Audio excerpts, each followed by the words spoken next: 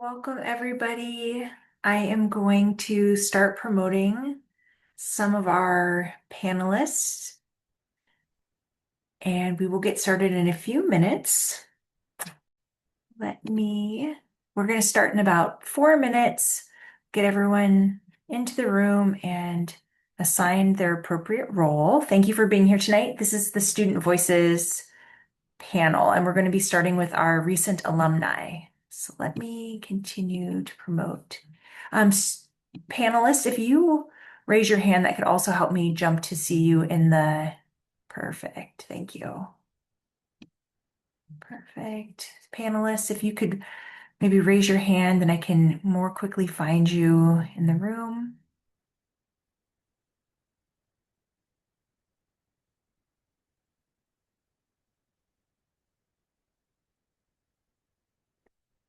Great.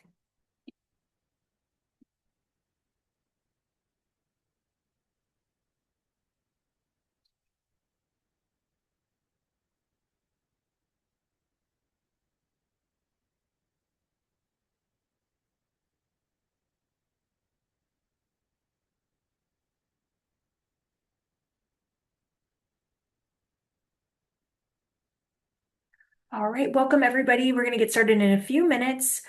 Panelists, if you are in the room, if you could just rename yourself and then raise your hand and I can promote you to a panelist. And then we will get started in a few minutes.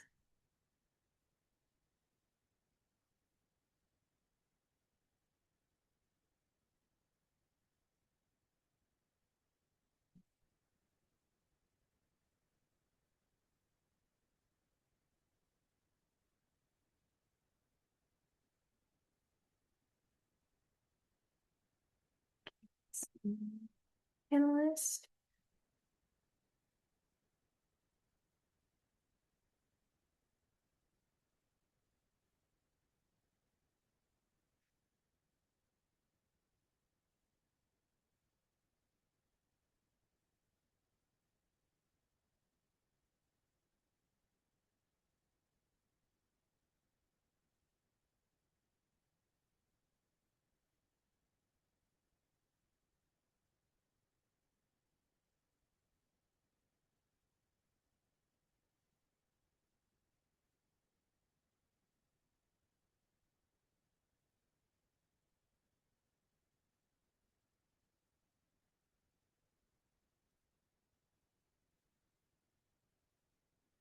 All right, welcome into the webinar. This is MVLA Student Voices panel.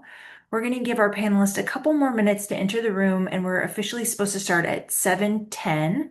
If you are in the room as an attendee, but you are actually a panelist, if you could just rename yourself with your name and then the university that you're attending, then I can, and maybe raise your hand and I can promote you up to the panel.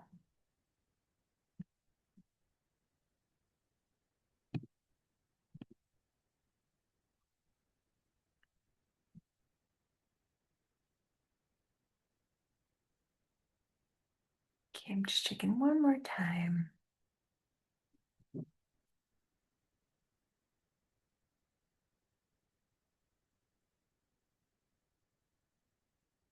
Okay.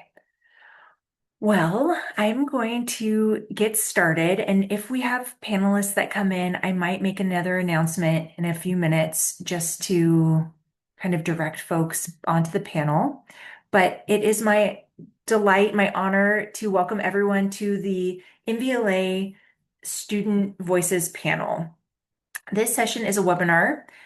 We have Spanish interpretation set up. So if you are interested in that, you can go ahead and click the interpretation icon at the bottom of your screen. This will be recorded and uploaded to our YouTube channel. And if you are logging in, we are going to start with the alumni panel. These are our recent MVLA alumni who are in their first year or second year in college. They are going to be speaking for the first 30 minutes. And then at 7:40, we're going to have our current seniors take over and we'll excuse the alumni and the current seniors will start around 7:40. During the talk, parents and students feel free to use the Q&A to ask questions as we might have time to answer those later in the webinar. So you can go ahead and add those into the Q&A. If we see anyone in the attendee room who is a panelist, if you could just rename yourself and then raise your hand, I will kind of keep a side eye on that to promote you into the panel. All right. So with that, I will introduce myself. My name is Laura Duran. I am a college and career counselor at Los Altos High School. And as I said, I'm delighted to have the privilege of facilitating the conversation tonight. Panelists, I think let's start by going around. And if you don't mind introducing yourself with your name, the college that you're attending, what you think your major will be or is currently, and which high school you attended. And then we'll kick it off with some questions. So, Carter, do you want to start us off? Sure, I'm Carter Otto. I went to MVHS and I currently attend Wilkes University where I'm playing D3 volleyball and majoring in mechanical engineering. Thank you. Arthur? Yeah, hi all. My name is Arthur Chung, and I'm a freshman at Stanford this year. I graduated from Mountain View High School just last year, and I'm planning to major in electrical engineering and to minor in linguistics and public policy. Thank you. Um, Hi, my name is Quillen Chasm. I graduated from Mountain View High School and I'm currently pursuing a double major in communications and dance at UCLA. awesome. Sorry for the mispronunciation there. And Annabelle, would you mind telling us your name, the school that you're currently attending, and the high school you graduated from? Yeah, of course. Sorry, I had trouble changing my name, but my name is Annabelle Luke. I currently go to UC Berkeley. I'm studying chemical biology. And I attended LHS. So, Amazing. Thank you all for taking time out of your busy schedules to contribute to the knowledge of our current students and our community members. Now we'll kick it off and we'll just let whoever wants to jump in first go ahead. The question is, you are college students. What do you wish you would have known or believed about the college process when you were still in high school? And I'll just let whoever wants to start off go ahead.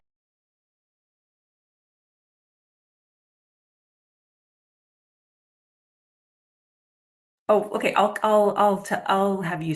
Annabelle, do you mind kicking us off and then we'll go in reverse order? yeah, of course. No problem.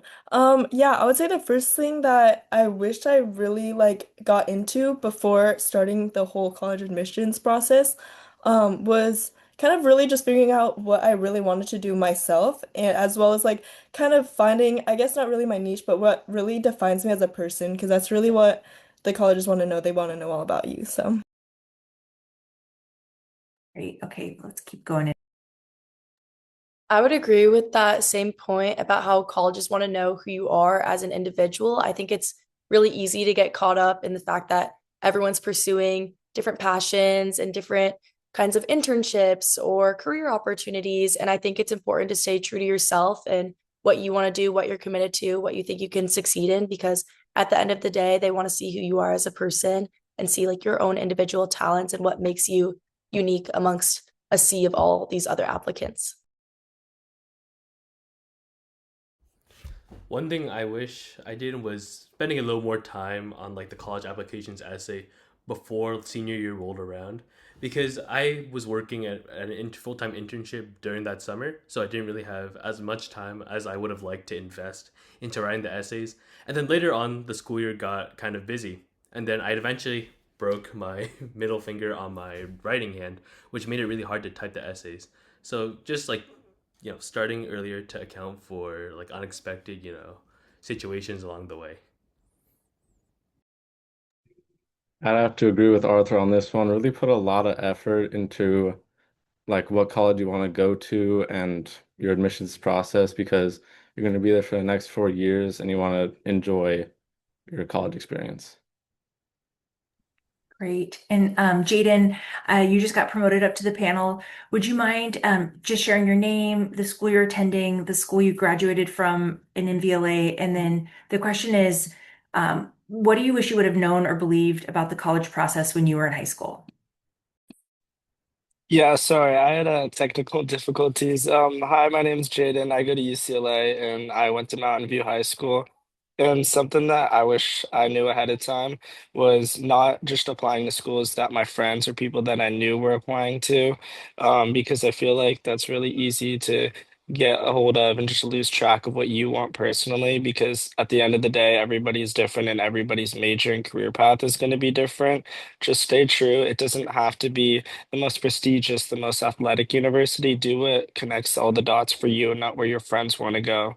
And that's what happened with me.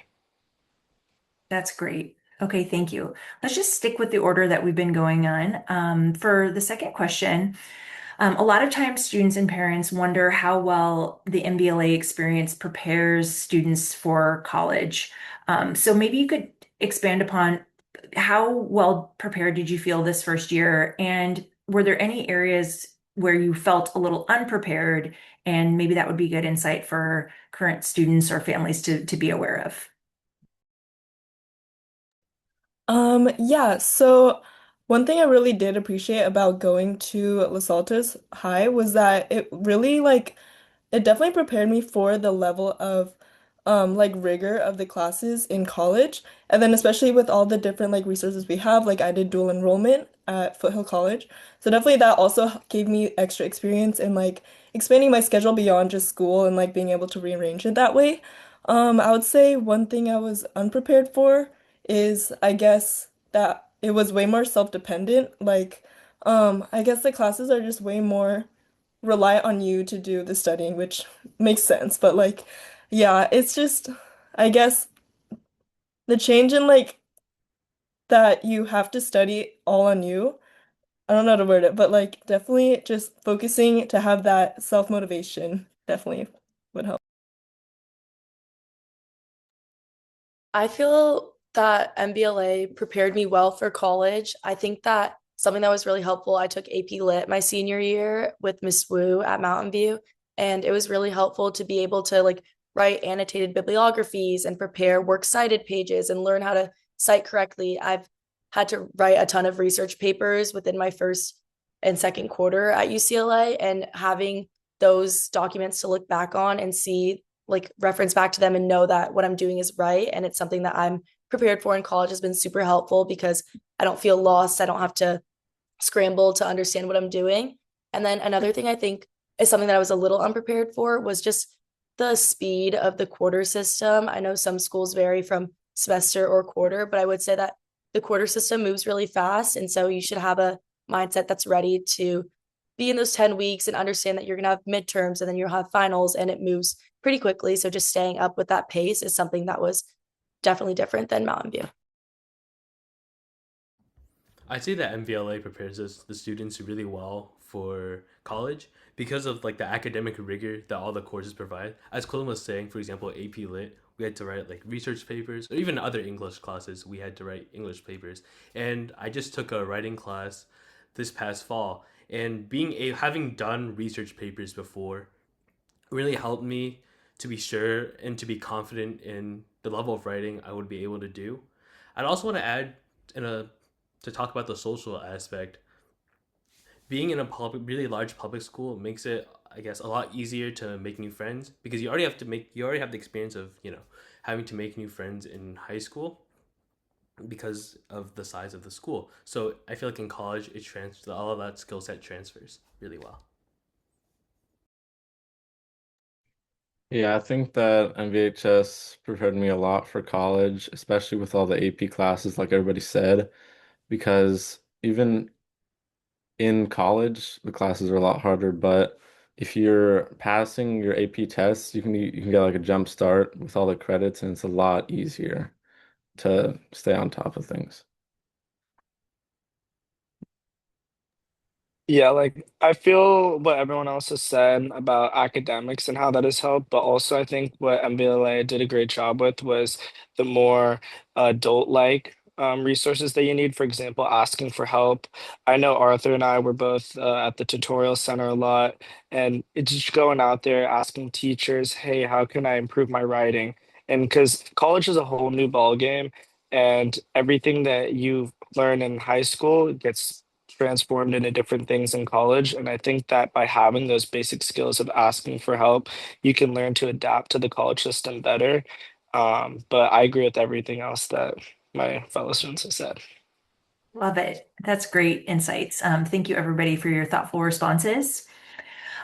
Switching gears from the academic to more like we kind of dabbed upon the social aspects, but could you tell us a bit about your college experience so far? Have you connected with professors? Have you joined any clubs? Discovered a new hobby? I know we have at least one athlete on the call. So just ways that you've engaged with your college or how you've connected so far. And we can go in that same order if that's okay. Yeah, of course. So far I've been loving it. There's like just so much to do in college. There's so many opportunities, so many different clubs. Um, one of them that I've joined that I really have been liking is called Project Sunshine, where I volunteer at UCSF BCH, which is their children's hospital. And it's just super fun to get to know like people in Berkeley and just like go together like for the same cause. I'm also in a Greek sorority and I have two officer positions there, which I think is so fun just to get super involved. It helps me stay connected to just the campus in general. And then I don't know, just also all the resources on campus. There's so many, I've gone to countless appointments with the career counselors. It's just been super helpful with everything. So, I've had a really positive start to college. I initially started earlier in August because I joined an audition for the UCLA dance team. And so that's been a big part of my process and experience because I found almost a smaller, tight-knit community in such a large population and large public school. And so being a part of that team, I've been at football games, basketball games, and also participating in other just community events within Westwood and the larger LA area. I'm also part of Greek life, and I'm a co-director of social media, which has been really cool as I want to go into a career with public relations and marketing. So I have some sort of insight on like outreach and building just our overall image with this position that I have. And then like similar to what Annabelle was saying, like reaching out with your community and getting to know like your professors and the opportunities at school has been great. I just think that at a public university, you do have to fend for yourself a little bit more and really go out of your way to find these resources because they won't find you. So it's been good to actually have to use some of my like own power and like control to get the resources that I need. Yeah, college has been really fun. It's been a great first year. I joined two organizations. I've joined are club swimming and also choir. I joined a choir and we sing at concerts. So we hold concerts, once every quarter, and that's been a really fun experience. Joining choir. I've been able to talk to professors at their office hours, and I've been able to connect with a lot of them. All the professors, they're really open. So when you go to the office hours, you can actually talk to them about a myriad of different things. In terms of other things, I've also been able to go off campus a lot. I've went on some out of town swim meets, and those have been really fun. I also had a Viennese ball I went to just the other day, and I've also been to things like concerts or also just other weekend outings to San Francisco in general. Yeah, for me, being on a sports team in college is a lot of fun. You get like a built-in group of friends. You get to spend time practicing, lifting, doing all this different stuff. But also, I go to a smaller college, so it's really fun to get to know professors more and like I don't want to say like care about you more, but have more time to help you out. And it's been a really fun time just getting to know everybody. Something that I found in college is while it's really important to stay true to what you love. For example, I love baseball and played it all throughout high school and my whole life. So I'm a student manager for the baseball team. And quick promo, UCLA is the number one team in the country right now, so we gotta keep that up. But also, there's something about being in college that you just want to try new things and experience new things. So whether that's talking to somebody in the elevator that you've never met before, or joining clubs, and activities that you've never even thought about. One of the things that I did was student government, and I ran for a position where I'm called OCHC rep. So if any of the students have a problem that they want fixed residentially, they'll come to me and I talk to the heads of departments about that. I'm also part of Greek Life and I'm on the exec committee. I'm a recruitment chair, so I'm in charge of the new students who want to join and come in, which has been a blast. And then, yeah, like other students have said, you have to go out and meet these teachers and resources, have emails with your professors. So, one of the things that I'm doing is conducting research with one of my history professors over the summer. So, I'm having a great time, and I think that you just need to have a mix of staying true to what you love and experimenting because college is supposed to be, the best time of your life and try to make the most out of it. Do what's uncomfortable, and you'll have the most fun. Love it. These are all great responses. Carter, there was a question in the Q&A. Could you repeat the college that you're currently attending? I'm going to Wilkes University. Wilkes University. Thank you so much. Okay, next question for the panel. How have you made some of your friends at college up to this point? Maybe it'd be helpful for students to see how much social structures can vary at college from high school. Some high school students have always known the people they're friends with. So maybe sharing some social experiences with them could be helpful as they start envisioning their social lives in college. So maybe you could share how that's been going and how you've, maybe beyond what you've shared, how you've been connecting with new people. Yeah, so as for UC Berkeley, for me, it's so close. So there's a lot of MVLA alumni here at Cal. My roommate is actually one of my friends from Los Altos. But other than that, it's honestly so easy to make friends. Honestly, like with the dorm life, all of my friends I've made were from probably like the first few weeks of school, with just people in my dorm in my building but also just like a bunch of clubs. It's really good to get to know also people between all years. And yeah, definitely just involve yourself in a bunch of clubs and it's fun. I found a lot of my friends also through dorm life. I'm part of like a really big like building on campus that is the main residence hall for all first years. Jaden's actually a part of that residence hall, so I'll see him there sometimes. And it's been nice to just get to know everyone on your floor and mingle between floors.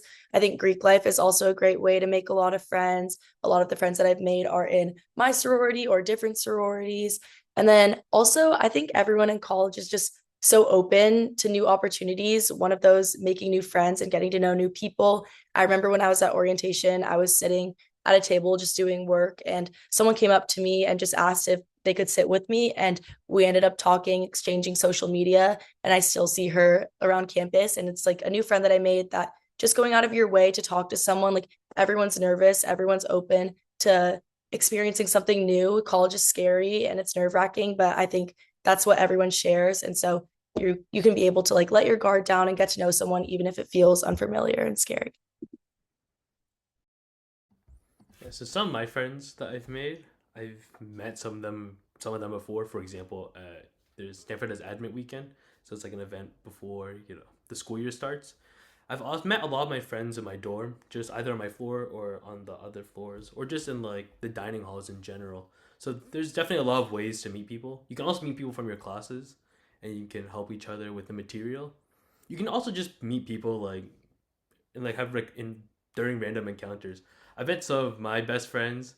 Just I was walking around one time in one of the dining halls, and I decided to sit down at just a random table, any table, and I sat down next to my friend and his dad, and we ended up becoming really close friends after that. So it's really easy to make friends in college. You just you need to put yourself out there, and others will also be putting themselves out there. So naturally connections will form. Yeah, going along what everybody else is saying, everybody at college wants to make friends because everybody's new to it. And I think especially in like the first 2 weeks, there was a bunch of events where people like go outside and like it was meant to try and meet new people. And I guess being on a sports team made it a lot easier because you have like kind of like a built-in friend group already. But it's just really easy to meet new people in classes, just like getting in a study group or something like that. So I moved to MVLA my freshman year, so I came in not knowing anybody in high school. So I already had a little practice going into college, but I will say it's substantially easier in college because, like everyone said, everybody just wants to meet new people and have these friends. And dorm life is the most typical way, I would say, to meet these friends. And one of the ways I did was my roommate reached out to me on Instagram because I don't know if anybody has seen, but there's for example, for UCLA, there's a class of 2029 page. Now it's class of 2030, where you can post a couple pictures of yourself and a bio description about what you're looking for in a roommate, and people will message you. And then you'll kind of have a sense of who you're going to roommate with rather than just going random. But going in random is still a great option. My third roommate was random and I love him to death. We've grown so close, and you kind of have to when you're living in such a tight, confined space. There's no choice against it. You're gonna bond with the people who are next to you, who are across from you, across in the hall. So I would just say be natural. Don't try to go out and be this new person that's not you. Stay true to who you are, your beliefs. Don't do things that you would never want to. And you'll find the friends that are looking for you. Don't try to overthink. I know it's hard not to, and it's easier for me saying that, but just don't overthink. I love it. These are all really great insights. Just a reminder to anyone in the audience, you can drop some questions in the Q&A, and then we can have students answer if you have anything on your mind that you'd love to hear from a recent grad who's just starting in college. But what I'll do while we wait for any Q&A, maybe I'll just ask, because this is a question that sometimes comes up for us. With being a student in college now, do you maybe we can go down the line and just say, is AI being discussed in your classes? Are professors being really clear about like what the expectations are around using AI? Was there some sort of like AI training that you went in with your student, like your orientation? Maybe just like a comment on that really quickly, because I think at MBLA we're still sort of working through that with current students. So maybe that's something we can answer before we get some Q&A from the audience. Yeah, so as for orientation, I believe it was briefly brought up, but it was very vague because um AI usage really kind of varies per professor, at least for me. I know for my English classes, it's like strictly forbidden, like no use at all. But I know I'm in this one American cultures class, and they say it is allowed as long as it is properly cited as like a resource that was used. So yeah, it definitely differs, but as for now, it's mainly like usually forbidden. So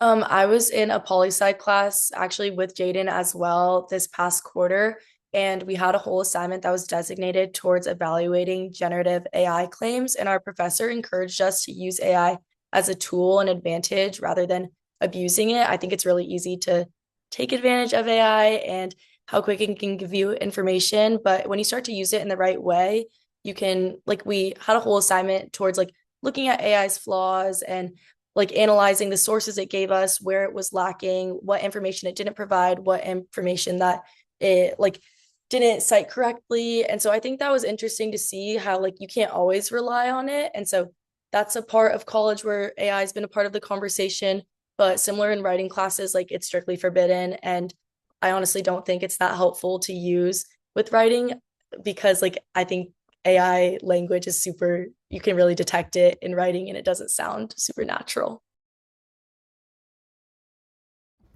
During my orientation, they had a small footnote about generative AI in your classes, and it largely depends on what your professor defines as being acceptable for the type of work you turn in. For example, in my writing classes or my let's say my computer science classes, they generally don't let you use AI. The one time they actually part of the assignment was using AI was this one assignment on my in one of my computer science classes. But in general, it's mostly based on the professor's policy or like just the professor's policy, like you know, they what they allow you to use for AI to, do your work. Yeah, I'd say it differs from class to class, but like the general blanket statement is that you can like use it to help you study, but if you're going to submit something that's like your original work, it should be done by you, not AI.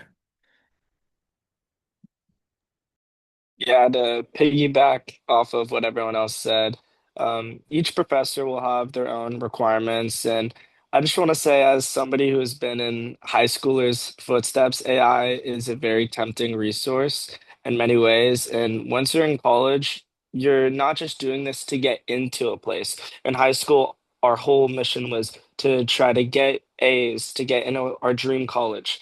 But now in college, you're preparing for your career and your life. So really take advantage of that and try to learn as much as you can in these classes. And AI is gonna be an important role in the future. And I say that as somebody who is a history and poli sci major and nothing to do with tech. I know that it's gonna take over, and you should learn to use it for your advantage rather than hinder you in the future.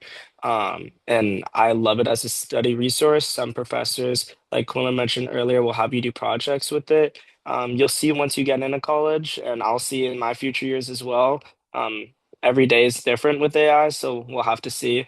But just try to use it in college for the best of your ability, not for your success overall by letter grade. Perfect. Thank you. Okay, we have a question in the chat. So if anyone wants to take this, we can go in the same order, but you can also skip if you don't want to share. The question is, how did you decide what school to eventually attend? So how did you make that decision? And in hindsight, would you do anything different or any insights you want to share?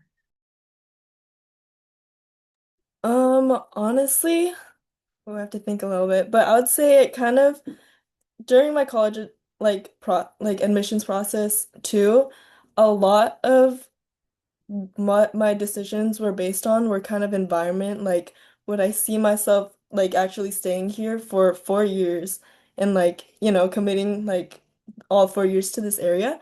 And so I definitely knew I wanted to stay in California. Um, and so it was like definitely gonna be one of the UCs, which kind of really narrowed down my choices. Yeah. I focused heavily on location.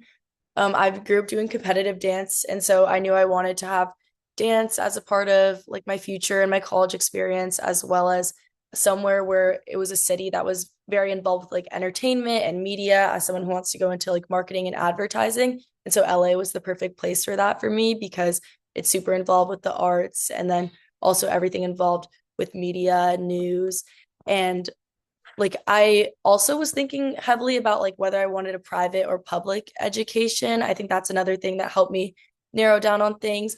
I think as someone who can force himself to be independent and pretty self-driven, it's a good idea to go to a public university if you know that you'll be able to push yourself to use the resources that they give to you because it can be a challenge to navigate through it in a larger environment.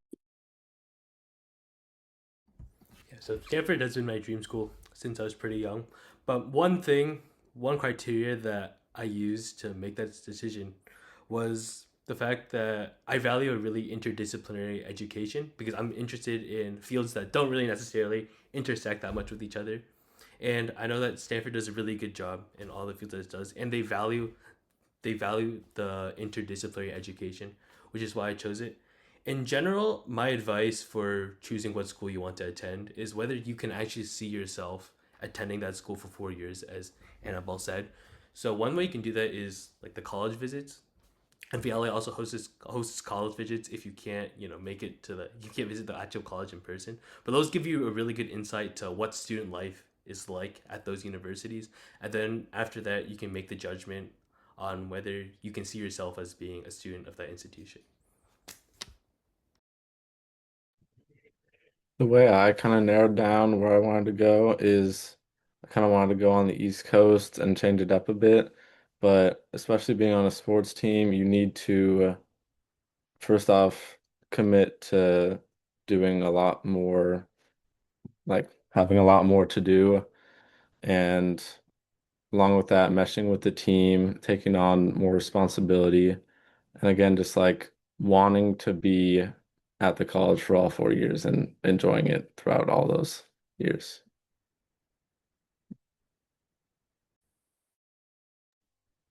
So everybody has their own factors. One important one for me was financially, what would be best for me. And I knew that staying in state would be best because out of state is very expensive. So when I was deciding which UC I wanted to go to, because that's the kind of line that I wanted to follow along, I wanted a big school. The three big things for me was sports, a big school, and a socially active place. And I could just say that UCLA was my dream school since I was young, but UCLA checked all those boxes for me. And frankly, the only other school that was on that list was Michigan, and I didn't get in. So UCLA was the next best option, and I've wanted to go there since I was a kid. And it fell into my region for where I wanted to be financially, actively, sports wise, etc. That's great. Okay, so we are going to be wrapping up this portion of the webinar. I want to extend my sincere gratitude to all of you amazing MVLA alumni. We're so proud of everything you're doing, and I'm delighted to hear that you're all having very positive experiences in college and felt prepared for it. So keep going, and we love hearing your updates. I will let you drop off the webinar now, and we are going to transition to our current high school seniors who many are already on the panel, but some are going to be joining in the next few minutes. And then audience members, if you need to do something for a couple minutes, feel free. But I think I speak for everyone. I say thank you so much for spending the time and sharing your insights with us. So thank you. Thank you, alums. Have a great rest of your night. And current students, we're going to get started in just a couple minutes. And if you want to change your name to show whatever you want to display, and then just the high school that you attend, and we'll get started maybe just in another minute. I think most of our panelists are here. Yeah, just waiting on two more.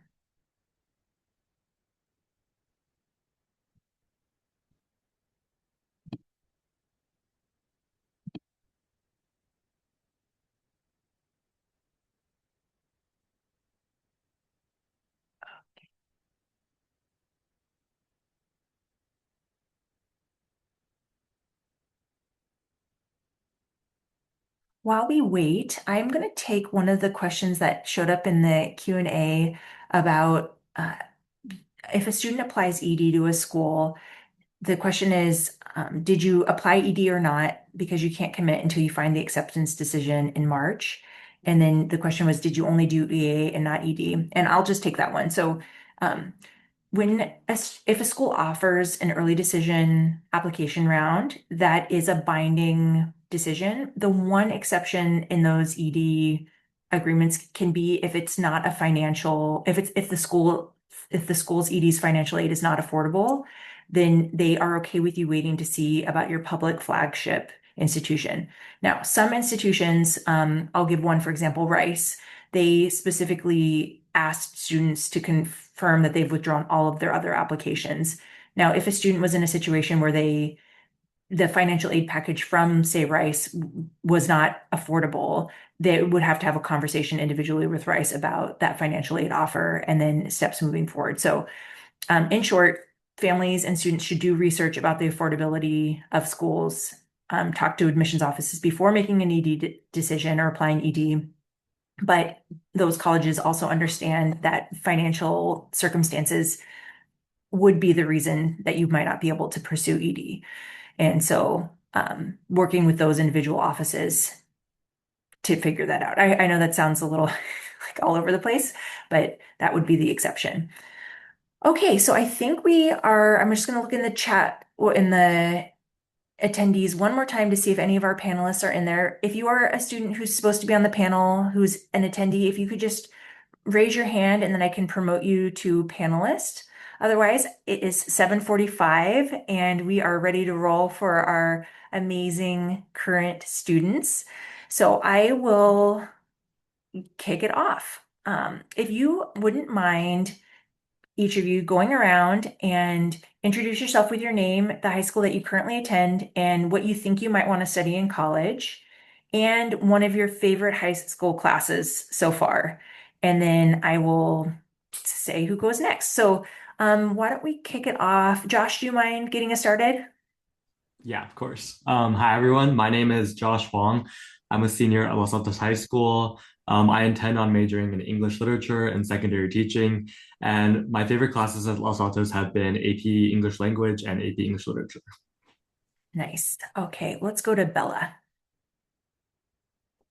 Hi, my name is Bella Sanchez. I go to Los Altos High School and I intend on majoring in business marketing. And my favorite class right now is probably AP Psych. Great. Marcus?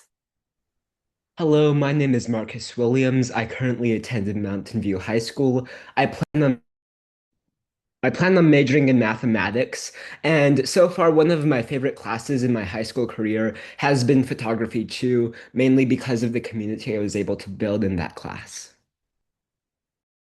Thank you. Janelle. Hi, my name is Chanel Kaufman. I go to Los Altos High. In college, I plan to do pre-med and major in neuroscience, hopefully minor in philosophy, and I'm going to tone with Bella on this one. My favorite class is also AP Psych. Ishka? Hi, my name's Ishika Modi. I also go to Los Altos High School. I'm not sure why the name change isn't working, but yeah, I tried. And I'm planning on majoring in either international relations or sociology in college and hopefully going to law school after. Oh, and my favorite class was AP Human Geography. Emily. Hello, my name is Emily Markova. I'm a student at Mountain View High School and I plan to study computer science in college. And one of my favorite classes is physics. Amazing. Okay, great. Well, thank you, everybody. The people that are in the room are excited to hear your perspective. And so let's start. You are all second semester seniors. What do you wish you would have known or believed about the college process 1 year ago when you were in 11th grade? And yeah, maybe we can just go in the same order that you introduced yourselves in, if that's okay with everyone. Yeah, so for me, I think what I wish I would have known was that the college admissions process is very random. It's really a crapshoot. So really nothing is personal towards you. I think for me, I was rejected very early on from U Chicago all the way back in October. So it was definitely a very hard process for me, but I wish that what I've known, like looking back, I would have realized that college really is random and it has nothing to speak about your qualities, your traits, or anything about your character at all. It's really just for them. They're shaping their class. They want this type of character, this type of person on their campus. So it's really nothing to do with you and more so to do about their institutional priorities. And yeah, I really do feel like looking back now, I feel like I wish I hadn't have compared myself to everyone else. Like I wish I would have just done what I wanted to do, apply to the schools I wanted to apply to and not feel like I was constantly competing with my friends or the peers around me. So really just go into this process knowing that it's all about you. The college education process is all about you. This process is a time for you to reflect on yourself, your 4 years in high school, and really articulating that to college admissions officers. And you will land where you're supposed to land. So that's all I'll say.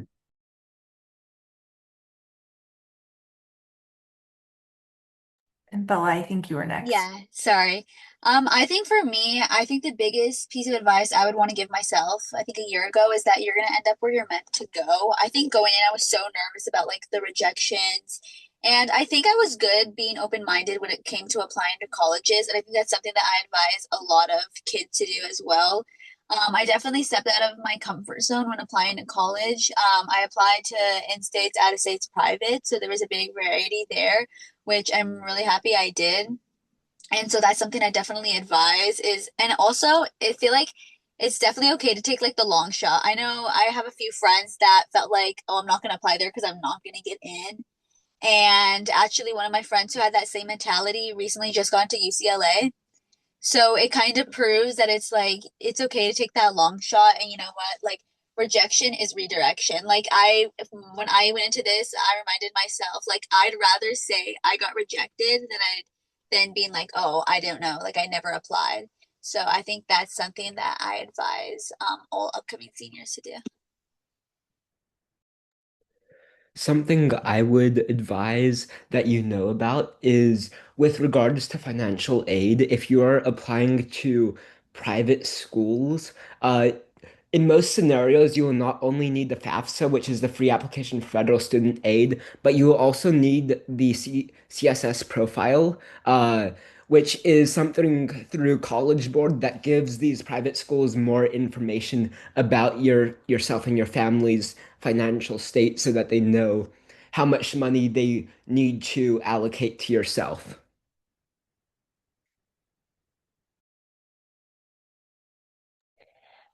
For me, I something I really wish I knew is similar to what Josh said, that the process is just really not linear and everyone's experience and results are going to be so different. I mean, like even if someone has the same GPA as you, basically the same extracurriculars, it's just your results are very likely not going to be the same.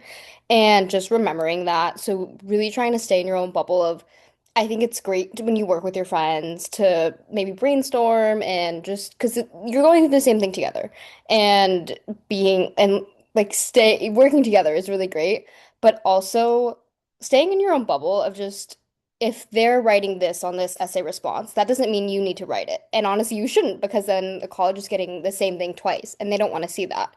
And just going with your heart of like, I want to write this and if it's a good idea, like go for it. And also taking those risks of you again, like what Bella said, you never know where you can end up. And even if you think that's because I too know people who said they didn't think they could get in somewhere, so they didn't apply. But based off of the results, they probably could have. And just really going with your heart. And if you want to go somewhere really badly, take the chance and apply. So, but the main thing I think, especially, is just really staying in your own bubble and not letting those external things get to you and limit you of like, I shouldn't go here because someone with my GPA didn't get in, or I shouldn't write this because this person's writing this and I should write that instead. I would say my advice is almost to not think about the college admissions process as like the end goal and think about it as the means towards your end goal because I think there's a lot of like, oh, I'm gonna do this specific activity for college applications, but I think it comes across as a lot more genuine when you are genuinely looking for what you enjoy doing and what you want to do, and then the college application is more of portraying what you want to do and how college will help you reach that end goal at the end and what you actually want to do with your life. So I would take the time, not just throughout high school, but even looking at college prompts and as you're answering supplementals, really think about why you want to do what you want to do and do a lot of that kind of searching for yourself as a junior and in the summer over junior year. So that way, when you're applying to colleges, it's more of displaying things that you've done rather than trying to fit a certain mold of what you think they want to see. Because at the end of the day, admissions officers are also looking for if you're going to be a good fit at their school and to kind of portray your most genuine self and then just end up where you will be the most successful is the most important part of the process. When I was in 11th grade, I wish I would have known kind of like what Josh and Janelle were saying, that I think it's really important, like the mindset that you go into it. And one of the things that I've found most helpful to me this year is kind of limiting who I'm talking to about like college decisions and what's going on. Because I find that the more you're like asking people, like, what school did you get into, the more you're bound to just like compare and get stressed about it. So I've really limited my group of people that I'm talking about decisions to. And I found that to be like really helpful and I've been able to like grow like a small supportive community. And I think one other thing I would have wanted to know in 11th grade was the value of kind of like cutting my college list down since I threw like a lot of safeties on there because I wasn't sure which I would get into. But looking back, some of them, even if I had gotten in, I don't think I would have gotten into. And I was kind of just like applying to them just so I would kind of like have that safety net. So I think I go back and like reprioritize so that I could put more effort into like my the colleges that I really wanted to go to. Wow, you all are so good. Thank you for sharing your insights. Okay, the next question is the UCs require 4 short essays. The Common App and Coalition schools have a longer personal statement and sometimes supplemental questions. The CSUs and other schools don't require any type of writing or essays. So the question is, did you apply to colleges that required essays? And what insights do you want to share with younger students? What was your timeline? Any advice, resources, suggestions on what to do or what to avoid when you're approaching just the scope of college writing? Okay, I can go first. So for me, I applied to mainly a lot of colleges that required essays. Like basically all my colleges wanted essays. There was like a few exceptions, like Northeastern, that just wanted my personal statement. But besides that, yeah. So all the UCs want your PIQs, right? Your personal insight questions. So yeah, I think some advice I would give my juniors or other people watching is that when you're approaching these essays, they really want to see who you are and they really want to get the most authentic version of yourself. So it's kind of like talking to that reader like face to face, right? You're talking to a real, there's a human being who's reading your applications behind the screen. So you really want to give them your best version, your most authentic version, because they can really see through some like superficial things that you might put on your application just for the sake of it. I think something that Mr. and Miss Price have actually taught me is that colleges will really, really love the version of you that you propose to them. If they don't want you, that's on them. But part of the whole process is that you really, really want to just portray yourself because you only have so many words that you can tell them about yourself. And they don't ever get to see your face unless it's through like an interview, but that's really rare. So this essay process is really a good chance for you to tell them who you are in the most authentic light. And I think another thing I would say is that some people want to start the writing process so early on. Like I have some juniors asking me if they should write their essays right now. And I just think it's too early. Like a lot of my ideas came around in June when I had the college boot camp, and a lot of it will start flowing as you think about which college you want to apply to, right? I didn't write my regular decisions essays until like the last week of December. So it really is just like you're going to go with the flow and you don't have to cram everything into like one week. What I'm saying is that don't try to get so ahead of yourself that you kind of get lost and get like a writer's block, basically. Yeah. Yeah, I definitely agree with Josh about the whole timeline thing. I also have friends who are juniors asking me whether they or not they should start now. And to be fair, I didn't do anything over the summer. Looking back, I feel like I could have, but honestly, I'm glad I didn't because it gave me a chance to brainstorm. If anything, over the summer, I feel like a lot of people tell you to work on your essay. For me, I feel like something that a lot of people could start working on, maybe even now, is definitely your activities list. You have to do an activities list for the UC and Common App, and I didn't realize how tedious it would be because you're describing this huge activity in like what 300 characters, and so it's definitely tedious. I know Mr. N definitely helped me on that, so I think definitely that's what I would do over the summer if you can get a head start. Also, another piece of advice when it came to writing, like Josh said, I got like a lot of writer's block. And something that helped me is just put it out like on paper. Just write what you can, and then you can go back and dissect it. And another thing is a lot of people worry about being perfect. They worry about coming off as this perfect student, but instead they should be worrying about making sure that they seem authentic. Again, a person is reading it, and there's no such thing as a perfect student. They want to see somebody who's like persevering and especially growth. I think that's something that helped me too. So I think that would be my piece of advice is just to stay true to yourself and don't feel like you need to ever lie on an application or exaggerate on an application. It's like be true to yourself. A piece of advice I would give is to make sure you stay organized with your college essays. You can be really writing anywhere from 5 to 15 plus essays throughout your first semester of your senior year. And so staying organized with something like a Google Sheet was something that I did myself and I would really advise that other people do. It shows me where I'm at in the process, what essays I'm currently drafting, what are in revision, what are finished, and shows me if I'm on track or if I need to pick up the pace. Also, with regards to writing, use the resources available to you. Use the College and Career Center and the college editing, sorry, the essay editing service they have there. That was something that was very useful for me. And then also, if you're going to use that, the College and Career Center people do get busy. So don't be waiting for an essay to come back to review it for you to start your next essay. Once you get an essay into them, go ahead and start working on the different essay that you need to write.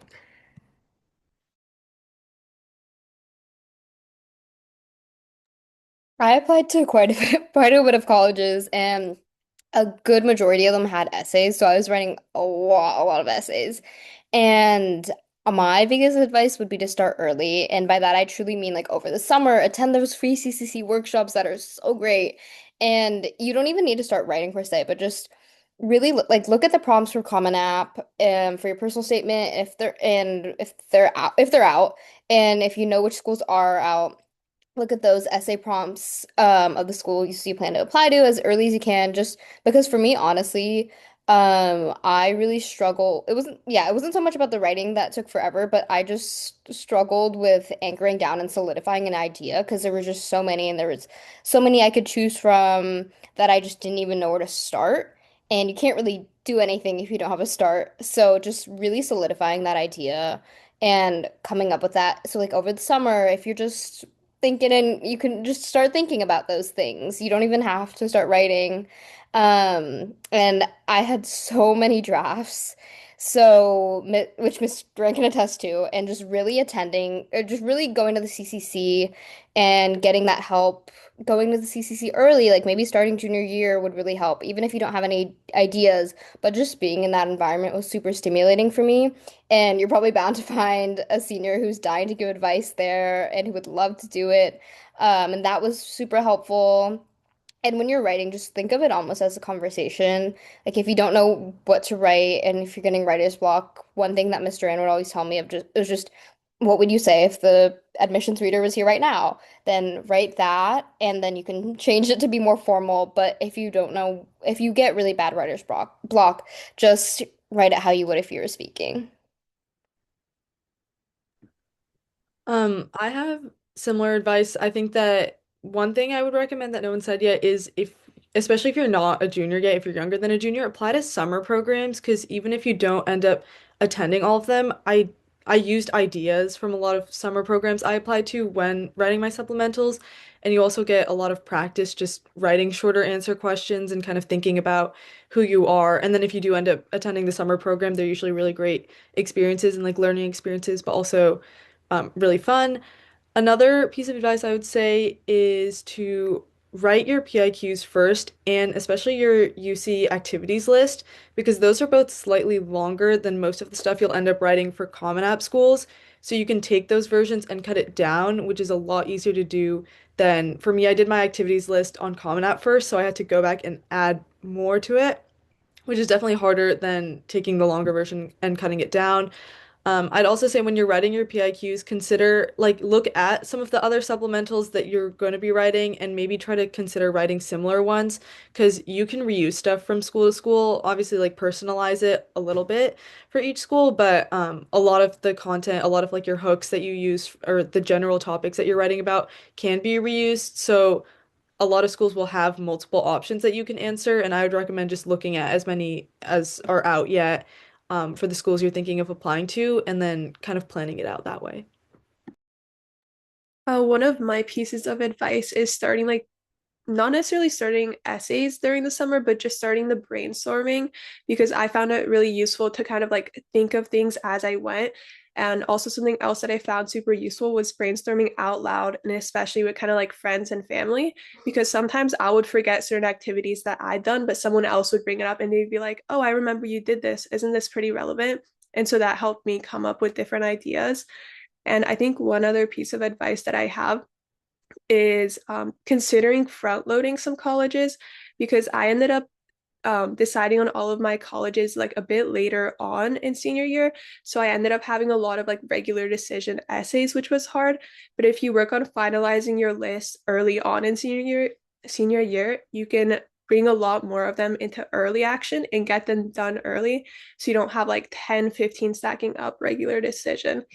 And something else that I did that I found a bit useful, which I haven't really seen that many people do, is I actually submitted some essays in like September, even though they're due like way in November. And that was really useful to me because then I didn't have as many due in November. And they were also kind of like my safeties. So it was less risk. And I knew that even if my essays weren't as good yet, I was like practicing so I could get better for other colleges. And I would probably like still get in with my stats. Those are really great perspectives, truly. Thank you, everybody.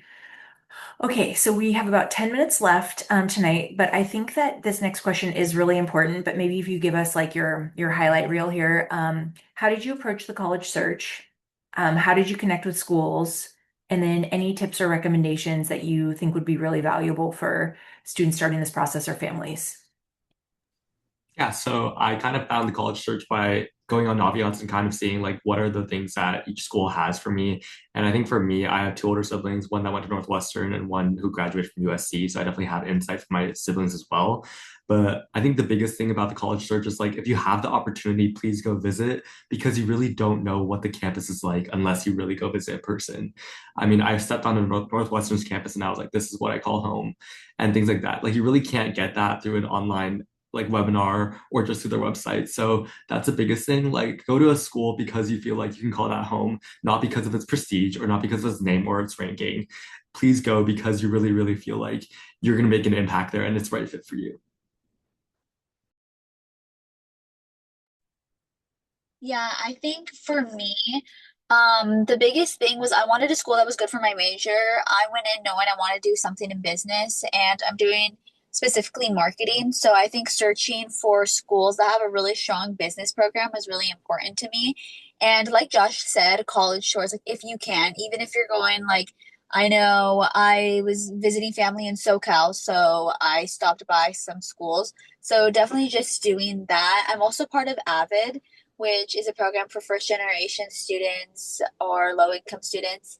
And with that, I was able to go on college tours, a bunch of local college tours. So I definitely think that's a big one too. I also use Naviance as well, kind of seeing in the range financially, location wise. And that's something that I knew. I knew I would prefer to stay in California, so I definitely prioritize those schools. And I would say that's what I did for my college search. Again, I went in with an open mind. So I think that definitely helped me too. But I think kind of prioritizing schools that are good for your major definitely helped me.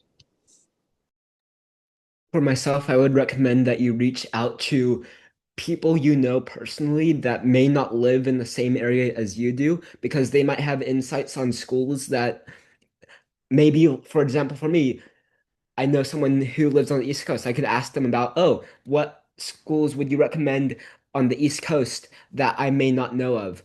Also, we live in California. Ask yourself if if you really want to go to a UC. It's something we constantly hear, but I don't think we all of us take the time to ask ourselves, if I get into a UC, will I actually go to that UC? Will I go to any of the UCs? That is something you should definitely consider when applying to college. So for me, my meetings with Mr. Duran and Miss Price helped so much. Before I met with them, I didn't really have much of a direction or idea of what I wanted in college, but talking with them truly helped so much and really got helped me get my head straight on what I was looking for in a college. And I definitely agree with Bella and Josh about the of visiting colleges if you can. But for me, my next best advice would be whether it's like looking at post LHS post grad plans, Instagram accounts, or seeing if I knew anyone who knew LAHS alumni or who are current students at or just alumni who are of a school that I was interested in, reaching out to them either by email or like maybe even DMing them if I needed to was so helpful. And as daunting as it may seem, a really good piece of advice that I got was that most people in college love their college experience, and most alumni of colleges loved their college experience and are would just love to talk about where they went. So getting a DM or an email or anything from a student who's interested, they would love to talk about it. And like for example, a school I got into recently, they had a whole pre-health alumni ambassadors page. So I reached full of contacts of the graduates of that program. And just this past Saturday, I actually had a call with one of the alumni on that page. And it was so transformative to how I ranked that school in my head. And it was so helpful. Just hearing from those student experiences outside of school specific events has been the most helpful for me because it's felt the most authentic. And hearing about that school from that level of authenticity has really helped me in my mindset about the school because it really does feel like a true conversation that's realistic and it's not for show like as like some admitted students say or school events might feel. I would say definitely take advantage of the College and Career Center, talking with Mr. and talking with Miss Price. They had a lot of schools that they recommended adding to my list that I hadn't even heard of and are currently like schools that are my top choices. I would also say think about what you want in your college over prestige. So think about mainly like geography, where do you want to go? Does the school have your major? Because especially if you're going for a less popular major, it might not have it. Think about like the size of the school. Big do you want class sizes? Do you kind of want to be surrounded by a lot of people, or do you want more like smaller, intimate classes? And I think those are the main questions that drove my college search. I also had a slightly unique experience because I am hoping to run in college. So I reached out to a lot of coaches, and honestly, that dictated my college list more than I think it should have. But definitely, if you have a specific activity you want to do in college, it not just sports, a specific club, look at how present that club is actually at the school you want to go to and whether you think you would actually be able to continue doing activities you really enjoy or if you could find new activities that you think you would like. One of my pieces of advice, which I think a few other people mentioned, is definitely just like reaching out to people who might already go to that college since they can definitely give you insight into it. And I think as you're forming your college list, it's also really important to like actually look at the college website, see what people are saying about it, and see what makes them special. Because as I was looking through them, I saw that like maybe one college is like their honor college actually had like study abroad. It had some pretty cool programs, while another one's honors college didn't really have that much going on. So I think it's really important that you don't just like look at the college, look at its ranking and take it as that, but you actually like look into it, you look at the programs it offers, and you kind of like see what you would like about them. And I think something else that I think is super important about colleges is looking at their culture because for example some are more like competitive academic, they're more research inclined, while others might be more like generally collaborative. So I think you should look at what type of culture like you want to surround yourself with and look into colleges with that. Amazing. Honestly, you all have such great insights. I hope people are really taking notes on what you're saying. I second all of this. I think we have time to take this one question because I don't think everyone will have a response. But in the Q&A, the question is, did any of you apply to a major that had an extra application step, either a portfolio or some additional component? And if you did, were you prepared for that? How was that experience? Did anyone have a supplemental?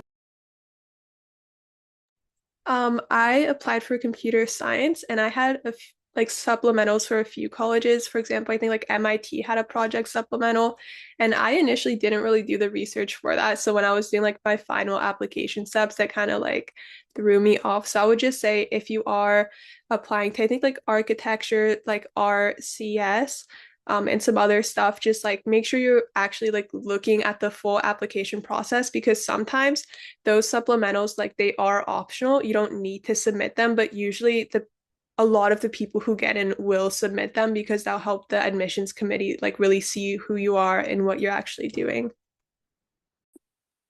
I also applied with a supplemental writing portfolio to certain schools where, specifically interdisciplinary schools where I could pick up like a double major or a minor in creative writing. And I think that if you have like a specific art talent or if you are really into it, it's definitely helpful to add that supplement, and it doesn't really take much extra work if you already have pieces you've created. Hey, anyone else have a response for this one? Yeah. So I think like since the pandemic hit, like some of the interviews or like just like schools have been shifting out of interviews and they have this new thing called what is it? Yeah, it's just like the video portfolio. I know Brown, WashU, and U Chicago have it. I know a lot of the kids here have done it, but it's just like a really great opportunity for the admissions officers to like really get to know you better. It's a 2 minute video, I think. It depends for school to school, but it's a really good chance for you to just express yourself and really like put a name to the face. And I think that it's a really fun way to just show the admissions officers like who you are in a different light other than your essays. So yeah. Awesome. Okay. Anyone, any last comment for supplemental or additional? Okay, I want to respect all of your time because I know you are second semester seniors who have a lot going on. So again, on behalf of everyone, thank you so much for giving your time and your insights and sharing so honestly with everybody. You gave a lot of gems there, and so we really appreciate it. With that, I'm going to close the webinar. Thank you everyone for attending to give an audience to these amazing students. And Los Altos students, I'll see you soon. Mountain View students, it was great to have you, and good luck finishing out your year. All right, thanks everybody. Good night.